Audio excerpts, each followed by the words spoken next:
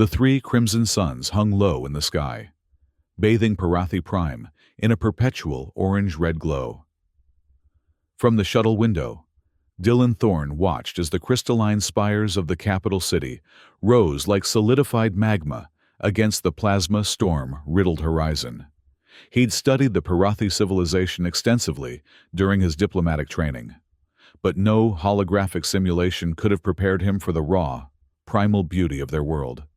"First time on a volcanic planet?" Commander Hayes asked, noting Dylan's wide-eyed fascination. "First time anywhere outside the Terran Coalition. Actually," Dylan admitted. His fingers tapped nervously against the ceremonial gift box resting on his lap. The Centauri alloy container held what his superiors had assured him was the perfect diplomatic offering, an artifact that would withstand even the extreme temperatures of the Parathi royal court. Hayes nodded, her weathered face betraying little emotion. "Remember your training. The Parathi respect directness, but mind your formalities. And whatever you do, maintain distance from the princess."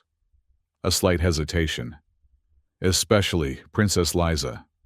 Dylan had memorized the briefing files. Princess Liza, heir to the Parathi throne, cursed since her coronation day 23 years ago. Everything she touched turned to ash. He'd assumed it was diplomatic hyperbole until he saw the classified footage. "I understand, Commander." "Good. I'll remain in orbit. Standard diplomatic protocol dictates that military personnel withdraw during initial negotiations." Hayes fixed him with a stern look. "You have 72 hours to secure the alliance. After that, we reconvene and assess." The shuttle banked sharply, descending toward the landing platform at Mount Ignis. Dylan steadied himself as the craft navigated through the natural plasma storms that perpetually encircled the planet. Through the viewport, he could see the Infernus Palace, a sprawling, magnificent structure that appeared to be carved from molten crystal, its walls emanating their own internal light. "One last thing, Thorne," Hayes said as the landing gear engaged. "Don't make the mistake of thinking the Parathi primitive because they incorporate mysticism into their governance. Their thermokinetic abilities give them technological applications we're only beginning to understand." Dylan nodded, clutching the gift box tighter. "I won't underestimate them." The shuttle doors opened, releasing a wave of scorching air into the cabin. Even through his temperature-regulated diplomatic uniform, Dylan felt the intensity of the heat. Taking a deep breath, he stepped onto Parathi Prime soil for the first time. A delegation awaited him at the end of the landing platform. Three figures in flowing robes that seemed to shimmer with an internal fire stood perfectly still, despite the gusting plasma winds. Dylan recognized Vorak, head of the Council of Flame, from his briefing materials. A tall, imposing figure with skin that gleamed like polished obsidian and eyes that burned like twin embers. Dylan approached and performed the formal greeting gesture, arms extended with palms, facing upward to symbolize openness. "The Terran Coalition extends its warmest greetings to the sovereign realm of Parathi Prime," he said, the diplomatic phrases flowing smoothly from memory. Vorak's mouth curved into what might have been a smile. When he spoke, his voice resonated with a peculiar timbre, like flames crackling in a hearth. "Welcome, Dylan Thorne of Terra. You honor us with your presence." He gestured toward the palace entrance. "The princess awaits your audience. Follow closely. The palace passages can be treacherous to those unaccustomed to our ways." The interior of the palace was even more striking than its exterior. Corridors of crystalline material pulsed, with what appeared to be magma flowing through transparent veins in the walls. The air was thick with heat, and Dylan found himself grateful for the environmental regulators in his uniform. Guards stood at attention at regular intervals, their armor appearing to be made of the same fire-infused crystal as the palace walls. They approached an enormous set of doors that seemed to be fashioned from a single piece of volcanic glass. As they neared, the doors parted silently, revealing the throne room beyond. Dylan had been briefed on Perothi royal protocol, but the reality of the throne room left him momentarily speechless. The ceiling soared impossibly high, disappearing into a haze of heat and light. The floor was polished stone that reflected the multitude of flame sculptures that lined the walls, and at the center, upon a dais of crystallized lava, sat the throne, and upon it, Princess Liza. She was nothing like the holographic representations he'd studied. Those had shown a regal but static figure, always distant and formal. The woman before him was a study in contained energy. Her hair moved like living flame, rippling and flowing though there was no breeze. Her skin had the same obsidian quality as Vorax, but with a translucent depth that seemed to capture and reflect the light around her. When she turned her gaze toward him, Dylan felt as though he were looking into the heart of a star. "Your Highness," Vorak announced, "I present Dylan Thorne, emissary of the Terran Coalition." Dylan performed the formal bow, careful to maintain the precise angle that conveyed respect without subservience. "Your Royal Highness, I bring greetings and hopes for a prosperous alliance between our peoples." Princess Liza observed him with an intensity that made him acutely aware of every movement, every breath. When she spoke, her voice was unexpectedly gentle, with a melodic quality that belied the destructive power she was said to possess. "We welcome Terra's hand of friendship," she said. "It has been some time since we entertained diplomatic guests." Dylan noticed how the guards and attendants maintained a careful distance from the throne. No one stood within several meters of the princess. "I bring a token of Terra's esteem," Dylan said, raising the gift box slightly. "With your permission?" A flicker of something, apprehension, resignation, crossed Liza's face. She nodded almost imperceptibly. A guard stepped forward, bearing a long tray of the same crystalline material as the walls. Dylan placed the Centauri alloy box upon it, and the guard approached the throne with measured steps. As the guard extended the tray toward the princess, she reached out with evident hesitation. Her fingers, long, elegant, with an inner luminescence, hovered over the box. The moment stretched, tense and fragile. Then, with a sudden intake of breath that was audible throughout the silent chamber, Liza's fingers brushed against the guard's hand as she reached for the box. The effect was instantaneous and horrifying. The guard's body flared bright for a split second before crumbling into ash that scattered across the polished floor. The gift box glowed white-hot, then vanished in a flash of light. A collective gasp echoed through the throne room.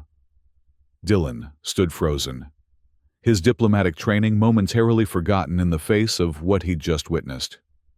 Princess Liza had jerked back, her expression a mask of anguish and resignation. I apologize," she said, her voice strained.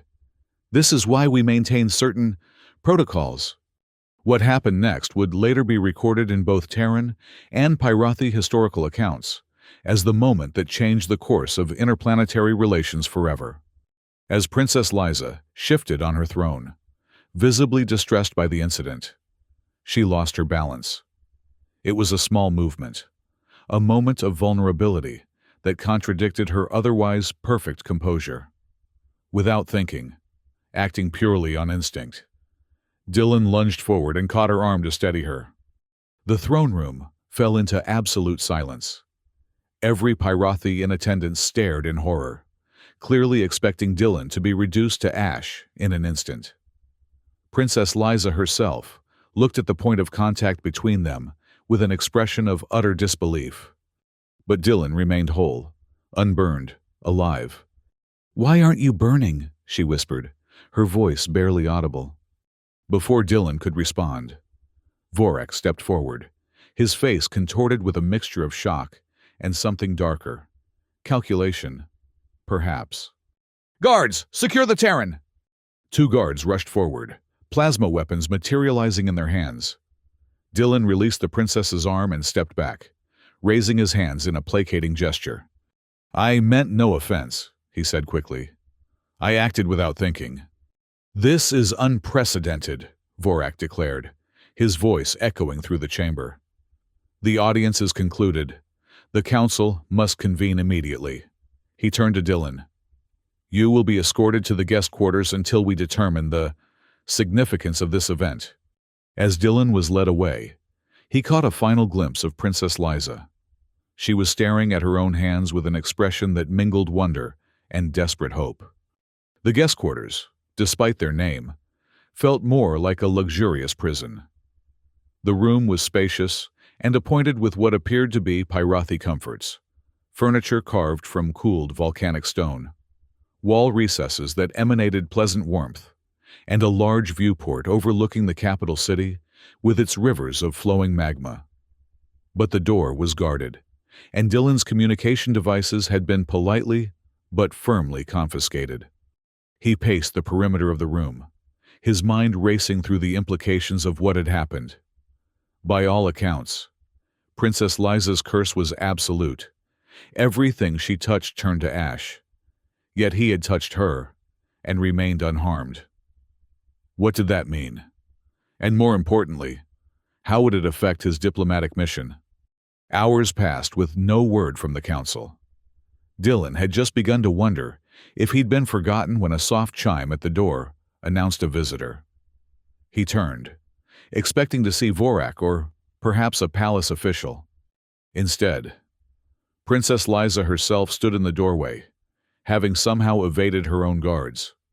She wore simpler attire now, though the fabric still seemed to capture and reflect the ambient light. Without the formal setting of the throne room, she appeared younger, more vulnerable. "Your Highness," Dylan said, automatically bowing. "I apologize for my breach of protocol earlier." "Please," she said, glancing over her shoulder before entering and allowing the door to close behind her. No formalities. Not now. She kept a careful distance from him, her movements measured and precise. "I had to see you, to understand how this is possible." Dylan gestured toward the seating area. "I wish I had an answer for you. I'm as surprised as anyone." She remained standing, studying him with that same intense gaze. "For 23 years, I have touched nothing, no one, without destroying it. Do you understand what that means? 23 years of isolation, of experiencing the world through barriers and distance." Her voice trembled slightly. "And then you, a human from another world." "Tell me about the curse," Dylan said gently. "My briefing materials mentioned it, but contained few details." A shadow passed over her features. "It happened during my ascension ceremony. I was to receive the crown from my mother, Queen Thessera. The moment I touched the crown, she—" Liza closed her eyes briefly. She turned to ash before the entire court. "Since that day, everything I touch suffers the same fate." "Everything except me," Dylan said quietly. "Yes." She opened her eyes, and in them burned a fierce determination. "And I need to know why."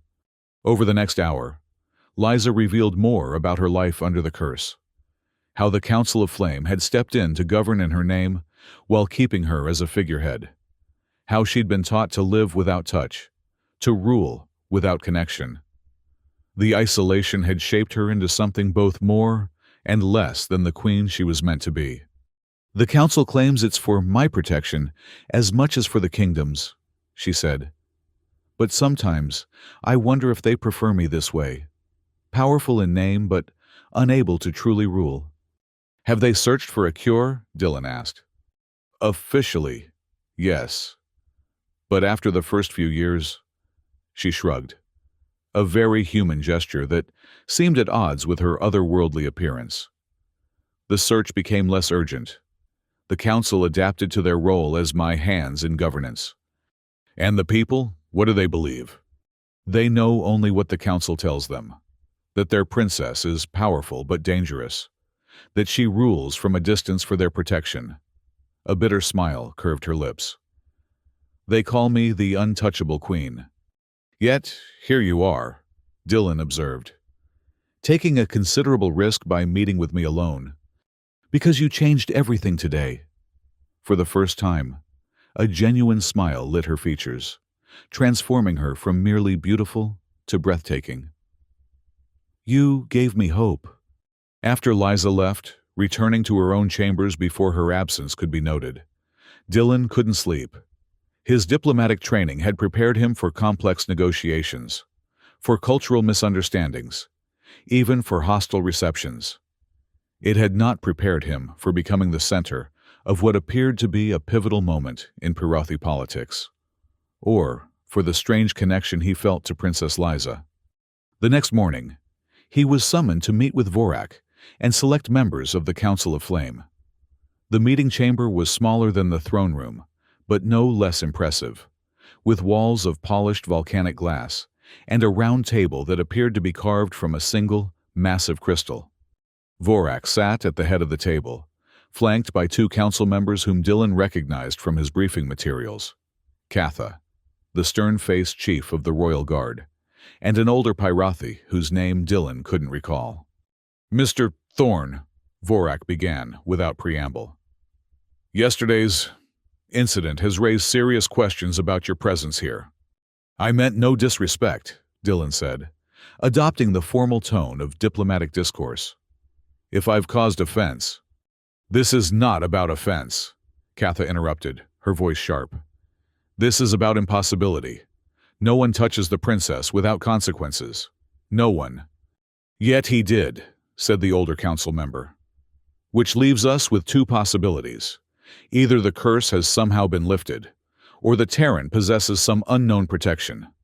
Or," Vorak said, leaning forward, "this is some manner of Terran deception. A technological trick, perhaps." Dylan kept his expression neutral, though inwardly he bristled at the accusation. "I assure you, I employed no deception. I have no explanation for what happened. Regardless," Vorak continued, "we must consider the implications. If word spreads that a Terran, an outsider, can touch the princess without harm, it could create complications." "Political complications, you mean?" Dylan said, beginning to understand. "It would undermine the narrative you've built around her isolation." A tense silence followed his observation. Vorak's eyes narrowed slightly. "You are here to negotiate an alliance. Mr. Thorne, I suggest you focus on that task and leave Pyrothi internal affairs to the council." "With respect," Dylan countered. "If Princess Liza's condition affects her ability to rule, and if I somehow affect that condition, then it becomes relevant to our negotiations. The Terran coalition enters into agreements with legitimate governmental authorities. It was a calculated risk, implying that the council's authority might not be recognized as legitimate by Terra." From the tightening of Vorak's expression, Dylan knew the message had been received. "The princess rules through the council," Vorak said coldly. "That arrangement has served Parathi Prime for over 2 decades. One anomalous incident does not change that." "Of course," Dylan conceded, though he left the faintest hint of doubt in his tone. "Then, shall we proceed with the alliance discussions?" The meeting that followed was tense and unproductive. The council members seemed distracted, and Dylan found himself unable to fully focus on the trade terms and military cooperation clauses that had been the ostensible purpose of his mission. His mind kept returning to Liza, to the look of desperate hope in her eyes when she'd realized he could touch her without being destroyed. As the meeting concluded with an agreement to reconvene the following day, Katha approached Dylan. "A word of caution, Terran," she said, her voice low enough that only he could hear. "Curiosity about the princess's condition has proven unhealthy for those who pursue it too aggressively." The threat was thinly veiled, but Dylan merely inclined his head in acknowledgement. "I appreciate your concern for my well-being." Back in his quarters, Dylan found himself faced with a decision. He could continue with the diplomatic mission as planned, focus on securing the alliance, and return to Terra with an interesting anecdote about the mysterious princess who couldn't touch anyone but him. Or he could dig deeper, try to understand the nature of Liza's curse and why he seemed immune to it. The prudent choice was clear. Commander Hayes had given him 72 hours to secure the alliance. Investigating Pyrothi mysticism was not part of his mandate. Yet, something about Liza's situation nagged at him. The timing of the curse, coinciding exactly with her ascension to power, the Council's apparent contentment with the status quo, Katha's thinly veiled threat. Dylan activated his personal datapad, which had been returned to him after inspection by Palace Security. It contained the standard diplomatic briefing materials on Pyrothi culture, government, and history. He began searching for any mention of similar curses in Pyrothi history, or references to thermokinetic abilities going awry. The official materials contained little of use, sanitized histories, and cultural notes that skimmed over the mystical aspects of Pyrothi governance. But buried in an appendix on Pyrothi physiology, he found an interesting note. Native Pyrothi possess no known immunity to their own thermokinetic emissions. If that was true, then why had the Council seemed so unsurprised by Liza's inability to touch her own people without destroying them? Wouldn't that contradict their own physiological understanding? A soft chime interrupted his research. The door to his quarters slid open, revealing a Pyrothi guard Dylan hadn't seen before, older than most, with a weathered face marked by what appeared to be old burn scars. "Terran," the guard said quietly. "I am Jorik. I served Queen Thessera before her death. We must speak, but not here. Follow me, and bring nothing that can be tracked." Dylan hesitated only briefly before following. If this was some sort of trap, he was already deep within the palace and under constant surveillance anyway. And if this Jorik had indeed served Liza's mother, he might have insights that no official briefing could provide. Jorik led him through a series of service corridors, clearly designed for the palace staff to move about, unseen by visitors. They descended several levels, the temperature rising noticeably with each staircase they took downward. Finally, they arrived at what appeared to be an ancient library, shelves carved directly into the volcanic rock, filled with crystalline tablets rather than books. "The old records," Jorik explained, his voice hushed despite the apparent absence of other guards.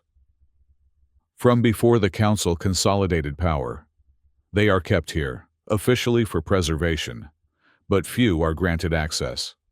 "Why show them to me?" Dylan asked. Jorik's scarred face twisted into what might have been a smile. "Because you touched her and lived. Because in 23 years, no one has given the princess hope until now." He gestured toward the shelves.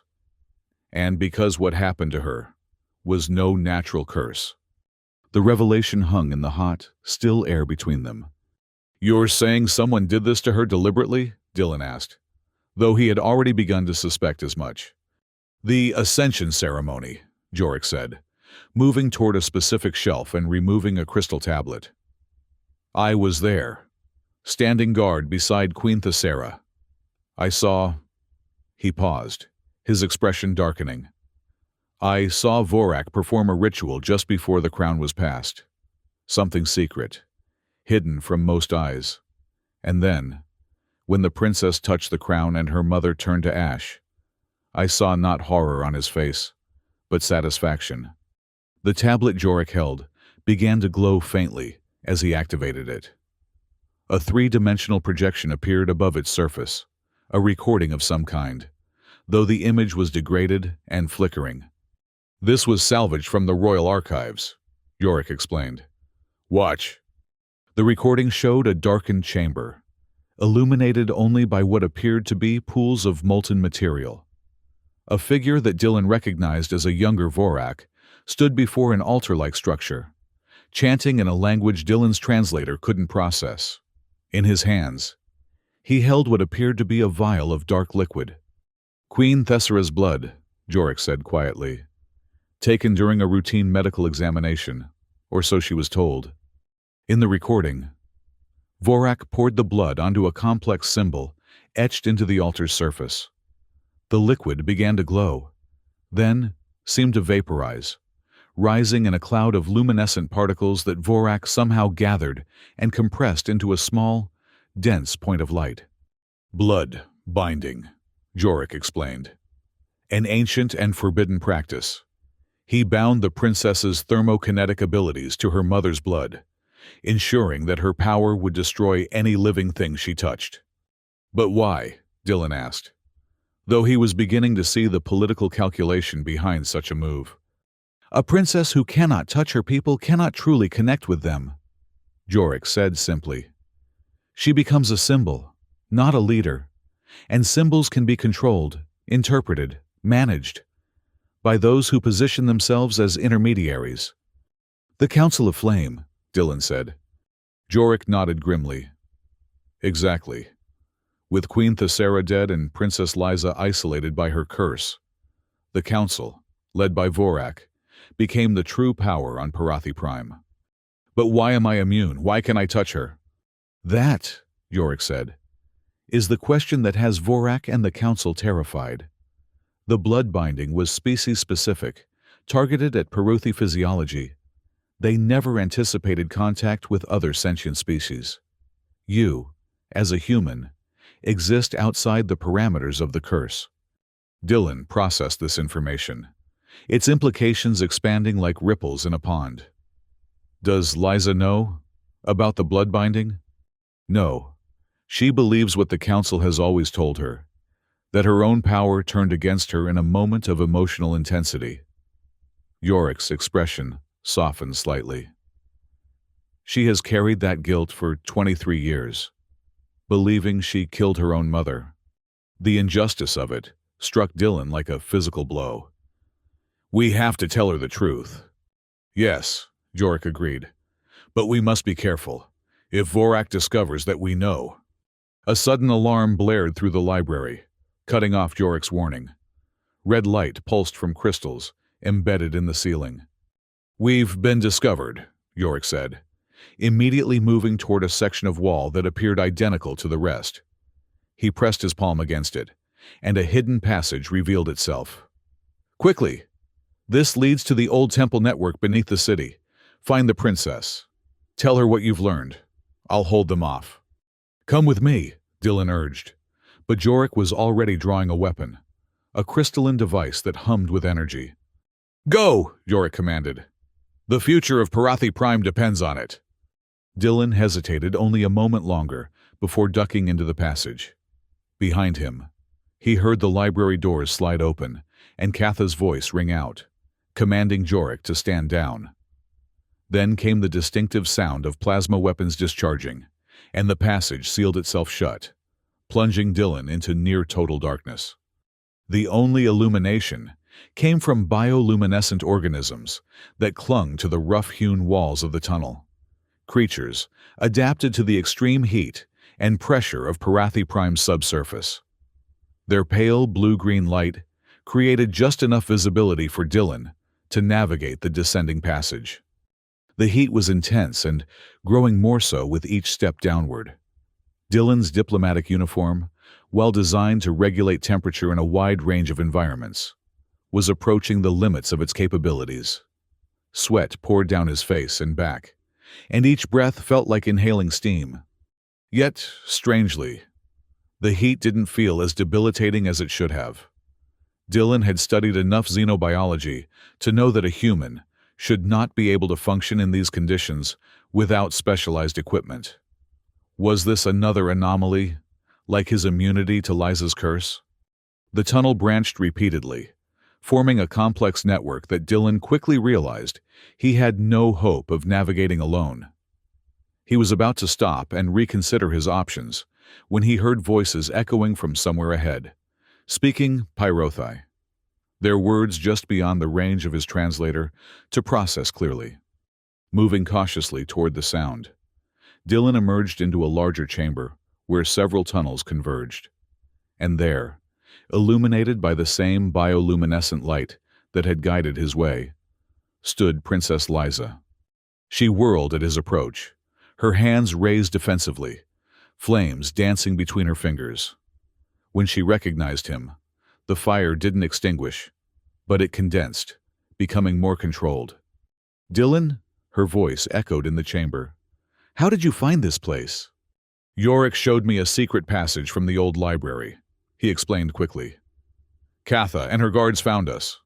Yorick stayed behind to hold them off." Liza's expression darkened. "Yorick was loyal to my mother. If they've harmed him—" The flames around her hands flared higher. "Liza, listen to me," Dylan said urgently. "I know the truth about your curse. It's not natural. It wasn't an accident. Vorik performed a blood-binding ritual before your coronation, using your mother's blood.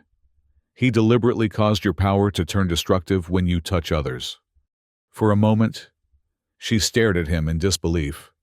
Then, slowly, understanding dawned in her eyes, followed by a mounting fury that made the flames around her hands burn white-hot. "He used my mother's blood? To curse me?" The temperature in the chamber rose perceptibly. "All these years, I believed I had killed her, that my own power had betrayed me. The council wanted you isolated," Dylan explained. "A symbolic ruler who couldn't actually connect with her people, who would need their guidance to govern. And they let me believe—" Her voice broke, the flames momentarily guttering, before surging back even stronger. "They let me carry that guilt, that shame." Before Dylan could respond, a distant sound echoed through the tunnels, the unmistakable report of plasma weapons being discharged. "They're coming," Liza said, her fury giving way to urgency. "We need to move." "Where?" Dylan asked. "To the one place that might hold the key to breaking this curse." She gestured toward one of the tunnels. "The original temple, the birthplace of our civilization, hidden beneath Mount Ignis for millennia." As they moved through the tunnel network, Liza explained that she had been exploring these ancient passages for years, seeking any clue that might free her from her isolation. The original temple, according to ancient texts, contained the purest connection to the planet's core, the source of the Parathi's thermokinetic abilities. "If Vorak used blood magic to bind my powers," she reasoned, "then perhaps the temple's primal energies can unbind them." The tunnel they followed began to change, the rough-hewn walls giving way to precisely cut stone, inlaid with glowing runes in the ancient Parathi script. The air grew even hotter, nearly unbearable now, and Dylan found himself increasingly amazed that he was still functioning. "How are you withstanding this heat?" Liza asked, noticing his relatively stable condition. "Even with your environmental suit, you should be incapacitated by now." "I don't know," Dylan admitted. "Ever since I arrived on Parathi Prime, I've felt different, as if my body is adapting to conditions it shouldn't be able to tolerate." Liza studied him with renewed interest. "First you can touch me without burning, and now you withstand temperatures that would kill most off-worlders. You are extraordinary." Dylan Thorne. The tunnel opened suddenly into a vast cavern, and Dylan stopped short, awestruck by the sight before him. The original temple was carved directly from the living rock of the planet, its massive columns rising to support a ceiling lost in the heat haze above. The floor was inlaid with intricate patterns of luminescent crystal that pulsed in rhythm, like a heartbeat. And through the center of the temple ran a channel of actual magma, flowing from one end of the vast space to the other, bathing everything in its orange-red glow. At the heart of the temple stood a raised dais, upon which rested a crystalline structure that resembled nothing so much as a throne, but far more ancient and primal than the ornate seat Liza occupied in the palace above. "The communion throne," Liza whispered, her voice filled with reverence. "Where the first Parathi rulers connected directly with the planet's core, channeling its energy to sustain our people." As they approached the dais, a figure emerged from behind one of the columns, an elderly Pyrothi female. Her obsidian skin crazed with a network of luminous cracks that made her appear as though she were breaking apart from within, revealing pure energy. "Princess, the elderly Pirothi said, her voice surprisingly strong. At last, you have come. Seraphine, Liza replied with evident surprise. You're alive. The council said you perished in the thermal upwellings last season. A sound that might have been laughter escaped the old woman. The council has said many things that are not true.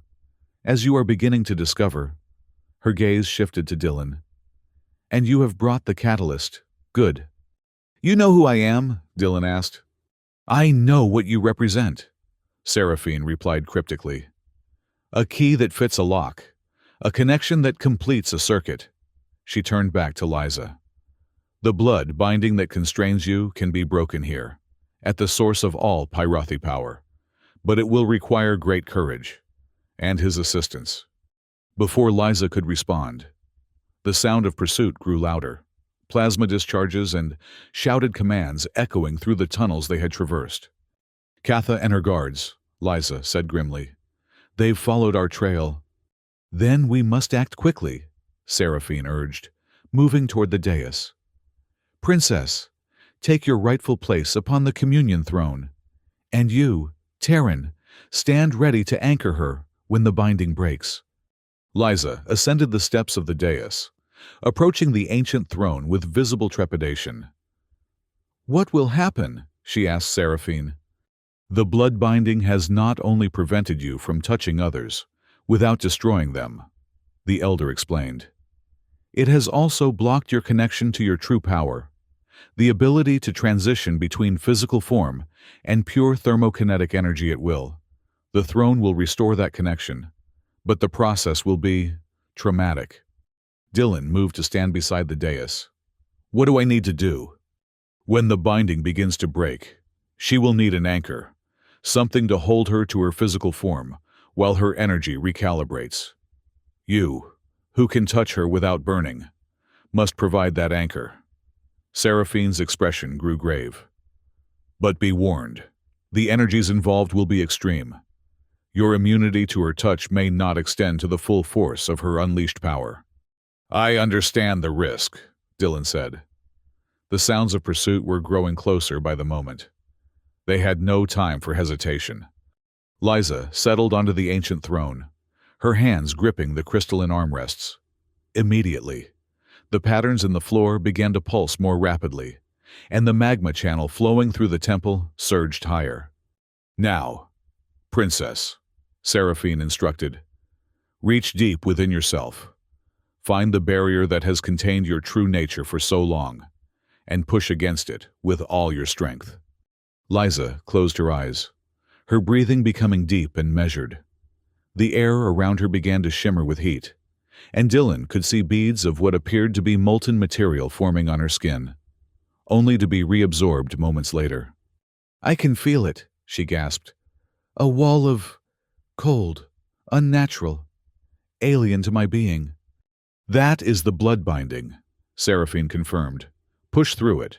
Reclaim what was stolen from you. Liza's body tensed, her back arching as she strained against the invisible barrier.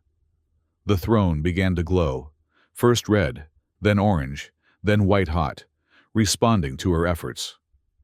Throughout the temple, the ancient runes carved into the columns flared to life, casting their eerie light across the vast space. And then, with a sound like shattering crystal, something broke. Liza screamed, a primal, agonized sound that echoed through the temple. Her body convulsed, and actual flames erupted from her skin, engulfing her completely. Now, Terran, Seraphine shouted, anchor her before she loses herself entirely. Dylan reached through the flames, grasping Liza's hand. The heat was incredible, searing through his uniform and into his flesh, yet somehow bearable, painful. Yes, but not destroying him as it should have. He held on, gritting his teeth against the pain. Liza, he called, stay with me. Focus on my voice, on my touch. Within the cocoon of flames, he could see her struggling, her body flickering between solid form and pure energy. The transformation incomplete and chaotic. Her eyes, when they opened, burned with white fire, pupils and irises gone. "I can't control it," she gasped, her voice distorted by the energies surging through her. "It's too much." "You can," Dylan insisted, tightening his grip on her hand, despite the agony it caused him. "You are Liza, daughter of Thessera, rightful queen of Parathi Prime. This power is yours by birthright. Command it." Just as the connection between them seemed to strengthen, the far end of the temple erupted in plasma fire. Katha had arrived with her guards, weapons blazing as they charged into the sacred space. "Stop them!" Katha shouted. "The ritual must not be completed." Plasma bolts streaked toward the dais, only to be intercepted by a wall of fire that erupted from the magma channel. Seraphine stood with arms outstretched, her aged body somehow channeling enough power to create a barrier between the guards and the throne. "Complete the transformation, Princess!" she called. "I cannot hold them long." On the throne, Liza's struggle intensified. The flames surrounding her began to coalesce, becoming more structured, more controlled. Her grip on Dylan's hand tightened, and he felt a strange resonance between them, as if their energies were harmonizing, finding a common frequency. "Yes," Seraphine urged, her barrier weakening as plasma bolts impacted it repeatedly. "Accept what you are, both flesh and fire, both ruler and protector." With a final, tremendous effort, Liza pulled herself upright on the throne. The chaotic flames surrounding her body suddenly contracted, condensing into a second skin of pure energy that fitted perfectly over her physical form. Her eyes cleared, the white fire receding to reveal her natural gaze, but now with an inner luminescence that had not been there before. When she spoke, her voice resonated with new power, carrying easily over the sounds of battle. "Enough." The single word rippled through the temple like a physical force. The plasma weapons in the guards' hands flared and died, suddenly inert. The magma channel stilled, its surface becoming smooth as glass. Even the air itself seemed to pause, heat shimmer frozen in place. Katha and her guards stood immobilized, not by any physical restraint, but by sheer awe at the transformation they were witnessing. Slowly, with deliberate grace, Liza rose from the communion throne. The energy skin that covered her physical form rippled and flowed like liquid fire, responding to her movements. Where her feet touched the stone floor, faint impressions of heat remained. "I am Liza, daughter of Thessera, rightful queen of Parathi Prime," she declared, her voice carrying that same resonant quality. "For 23 years, I have been bound by a false curse, isolated from my people, separated from my true nature." Her gaze fixed on Katha. "By order of Vorak and the Council of Flame." Katha's composure broke first. She fell to one knee, her weapon clattering to the floor. "Your Highness, we were told, we believed." "You believed what you were ordered to believe," Liza said, not unkindly. "As did I. But now the truth is revealed." She extended her hand toward one of the other guards, a young Pyrothi who trembled visibly at her approach. "Do not fear." When her fingers touched the guard's shoulder, there was no disintegration, no transformation to ash. Instead, a brief flare of energy passed between them, and the guard gasped as if experiencing some profound revelation. "The blood binding is broken," Seraphine said, her aged form seeming to sag now that the immediate danger had passed. "Your true heritage is restored, my queen." Liza turned to Dylan, who still stood beside the throne, nursing his burned hand. Despite the pain, he smiled at her transformation. "You held me together," she said softly, "when I might have lost myself entirely." "Just returning the favor," he replied. "You've been holding yourself together for 23 years. A commotion at the temple entrance drew their attention. Vorak had arrived, flanked by the remaining members of the Council of Flame and a contingent of elite guards. His expression, when he beheld Liza in her transformed state, was one of naked fear. "What have you done?" he demanded, his voice lacking its usual resonant authority. "I have reclaimed what you stole from me," Liza answered, stepping forward. Each movement was now a fluid blend of physical motion and energy flow, her newly integrated nature evident in every gesture. "The question, Vorek, is what you have done. To me, to my mother, to our people." For once, the council leader seemed at a loss for words. His gaze darted between Liza, Dylan, and Seraphine, calculating odds that were rapidly turning against him. "You don't understand," he finally said. "The old ways were dangerous, unpredictable. We sought to create stability, to protect Parathi Prime from the chaos of unchecked power. By binding my abilities? By isolating me from my own people?" Liza's energy skin flared brighter with her rising emotion. "By making me believe I had killed my own mother?" "Sacrifices were necessary," Vorek insisted, though his usual confidence was crumbling. "The Council has guided Parathi Prime through 2 decades of peace and prosperity." "Through deception and control," Dylan interjected, unable to remain silent in the face of such justifications. "You feared a true connection between the princess and her people, because it would have diminished your own power." Vorak's eyes narrowed as he regarded Dylan. "You, the anomaly, the flaw in our calculations. We never anticipated a species that could bypass the blood binding." "Or perhaps," Seraphine suggested, her ancient voice cutting through the tension, "the planet itself has chosen to end your artifice. The original temple responds to need and worthiness, not to political calculation." Before Vorak could respond, a new sound filled the temple, a deep, resonant tone that seemed to emanate from the very stone around them. The crystalline patterns in the floor began to pulse in rhythm with the sound, and the magma channel resumed its flow, but now with greater purpose and direction. "The temple awakens fully," Seraphine said with evident wonder. "It recognizes its true heir." Liza stepped onto the stone directly above the magma channel, and remarkably, the molten rock responded to her presence, rising up in a column that enveloped her feet, but did not burn. Energy from the flowing magma traveled up her body, merging with her own power, until she became a nexus of light and heat at the center of the temple. When she spoke again, her voice carried not just through the temple but beyond it, resonating through the tunnel network, up to the palace, and out across the capital city. "People of Parathi Prime, I am Liza, daughter of Thesera, your rightful queen. For 23 years, I have been bound by false constraints, separated from you by deception and fear. That time is ended. Today, I reclaim my heritage and my connection to you all."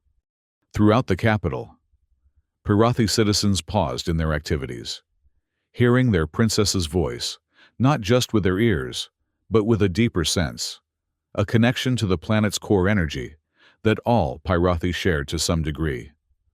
Many fell to their knees in recognition of a truth they had always sensed, but never been able to articulate. In the temple, Vorek made one final, desperate attempt to reassert control. He activated a device concealed within his robes, a technology designed to disrupt thermokinetic frequencies. But against Liza's newly awakened power, amplified by the temple itself, the device was as effective as a candle against the sun. "Your rule through deception is ended, Vorek," Liza declared. "The Council of Flame will be dissolved. In its place, a new council will rise, one that serves the people's needs, not its own ambitions."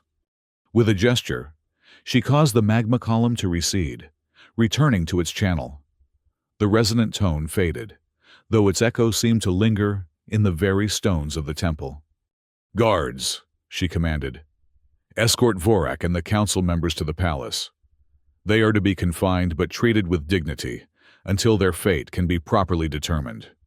Katha, who had risen to her feet during Liza's transformation, stepped forward. "It will be done, Your Highness." The title, which had once been merely formal, now carried genuine reverence. As Vorak and his fellow council members were led away, Liza turned to Dylan. The energy skin that had covered her during the transformation had stabilized, becoming less visibly intense but still present, a subtle luminescence that emphasized rather than obscured her physical form. "Thank you," she said simply, "for your courage, for your faith in me." "I only helped you find what was already yours," Dylan replied. Then, with a hint of his diplomatic training reasserting itself, he added, "Though I'm afraid I've rather complicated my mission to establish an alliance between our peoples." Liza's laughter was like the chiming of crystal, bright and genuine. "On the contrary, I believe you've laid the foundation for an alliance stronger than anything the Council could have negotiated." Her expression grew more serious. "But first, we have a kingdom to reclaim, and much healing to begin." The journey from the original temple to the surface was markedly different from their desperate descent. Where before they had fled through hidden tunnels, now they processed through the main ceremonial passage, an ancient route that connected the temple to the palace above, unused for generations, but still magnificent in its construction. Guards who had once served the council now lined the passage, bowing deeply as Liza passed. Citizens who had heard her call gathered in the palace courtyard, their numbers growing by the minute as word spread throughout the capital. They watched in awe as their princess emerged from the ancient doorway, transformed and radiant with power that no longer threatened, but instead promised protection and connection. Dylan walked at her side, still officially the Terran emissary, but now something more, a catalyst for change, a witness to transformation. His burned hand had been treated by Seraphine with a healing salve derived from the bioluminescent organisms that inhabited the tunnels. And though the pain remained, he found he could move his fingers again. They proceeded to the throne room, the same space where, just days before, Dylan had watched a guard turn to ash at Liza's touch. Now, as she ascended the steps to her crystal throne, the entire room seemed to respond to her presence.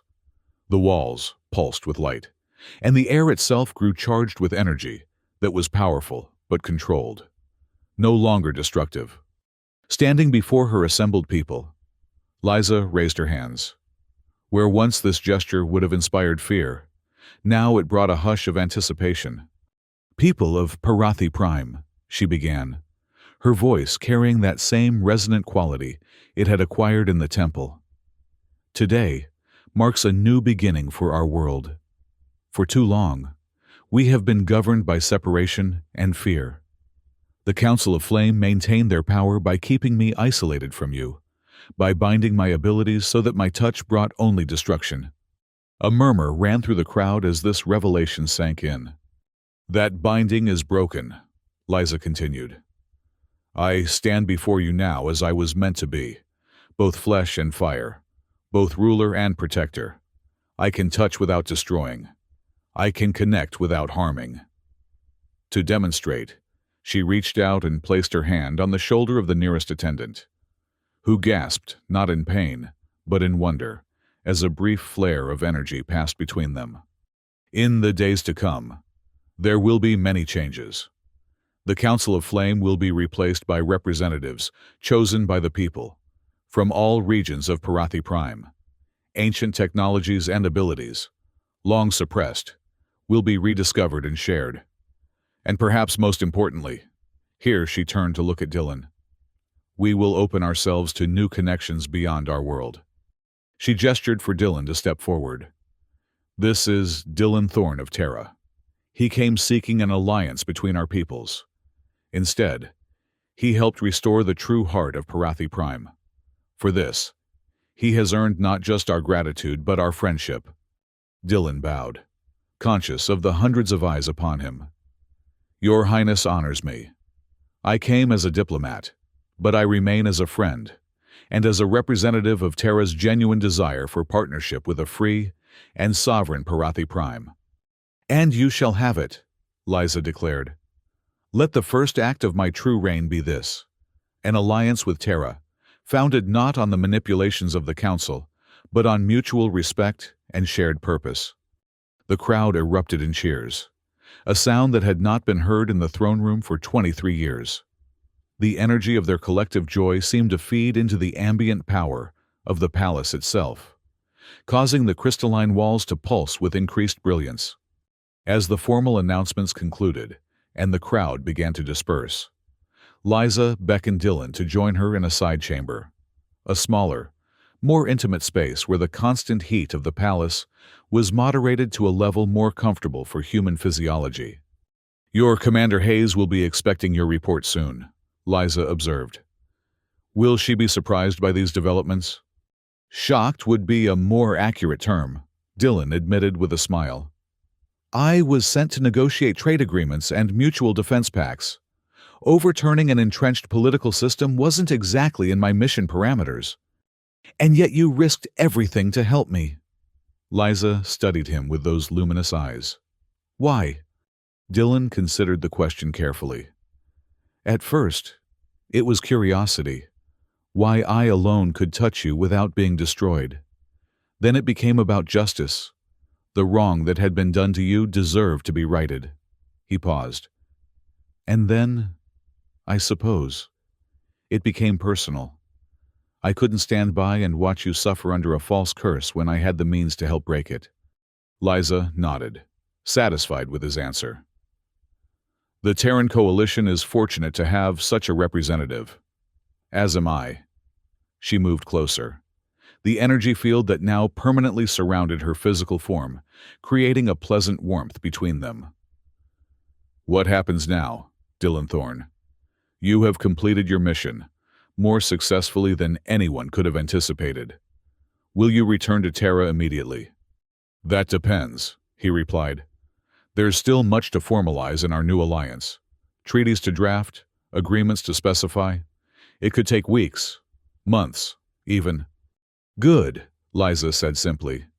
Because I believe Parathi Prime could benefit greatly from continued Terran consultation during this transition period. The double meaning was clear, and Dylan felt a warmth in his chest that had nothing to do with the planet's ambient temperature. I believe that could be arranged, he said. For the good of interplanetary relations. Of course. Of course, Liza agreed, her lips curving in a smile that contained more genuine joy than she had likely experienced in decades. In the days that followed, Parathi Prime underwent a transformation nearly as dramatic as Liza's own. The dissolution of the Council of Flame created an initial power vacuum, but Liza moved quickly to establish a transitional government composed of citizens from various sectors of Pyrothi society. Jorik, who had survived his confrontation with Katha's guards, was appointed head of a reformed royal security force. Seraphine emerged from her self-imposed exile to become a key advisor on matters of Pyrothi heritage and abilities. The alliance with Terra was formalized in a ceremony that combined Pyrothi ritual with Terran diplomatic protocol. Commander Hayes, upon receiving Dylan's report and witnessing the changes firsthand, had been initially skeptical, but ultimately supportive. The strategic value of an alliance with a unified, stable Parathi Prime was obvious, and the good faith established by Dylan's role in recent events created a foundation of trust that might otherwise have taken years to build. As for Vorak and the former council members, they were not executed or imprisoned indefinitely, as many might have expected. Instead, after a public tribunal that exposed the full extent of their deception, they were exiled to the outer settlements of Parathi Prime, communities on the edge of the habitable zone where life was harder but not impossible. There, stripped of power and privilege, they would have the opportunity to reflect on their actions and perhaps, in time, find ways to make amends. The greatest change, however, was in the relationship between Liza and her people. Where once she had been an isolated figurehead, now she moved freely among them, her touch no longer bringing destruction, but instead a momentary connection to the planet's core energy, a sharing of power that left both ruler and citizen transformed. The ancient rituals of communion, long suppressed by the Council, were revived and celebrated, strengthening the bond between the Parathi and their world. Dylan remained on Parathi Prime as the official Terran liaison, though his role quickly expanded beyond traditional diplomatic functions. His unique immunity to Parathi thermal emissions made him invaluable in joint research projects, exploring the interface between Terran technology and Parathi thermokinetic abilities.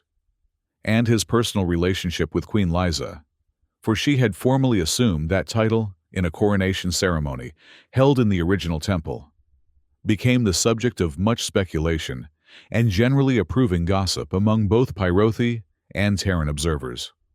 5 years after the breaking of the blood binding, a joint Parathi-Terran research facility was established at the base of Mount Ignis. Scientists and engineers from both worlds collaborated on technologies that combined the efficiency of Terran design with the raw power of Parathi thermal energy. The results were revolutionary: clean energy systems that could operate in environments previously considered too extreme for technological development, medical applications that utilize controlled thermal manipulation for healing, and communication systems that piggybacked on the natural thermal currents of compatible planets. 10 years after the breaking, the first child of mixed Parathi-Terran heritage was born, a son to Queen Liza and her consort, Dylan Thorne. The child, named Theron in recognition of his dual heritage, exhibited characteristics of both species, the thermokinetic abilities of the Parathi controlled by the adaptability of human physiology. His birth was celebrated throughout both worlds as a living symbol of the alliance that had grown from unexpected origins. And Vorak, the former council leader, lived out his exile in the settlement of New Ember, gradually transforming from bitter, deposed tyrant to thoughtful, if controversial, philosopher.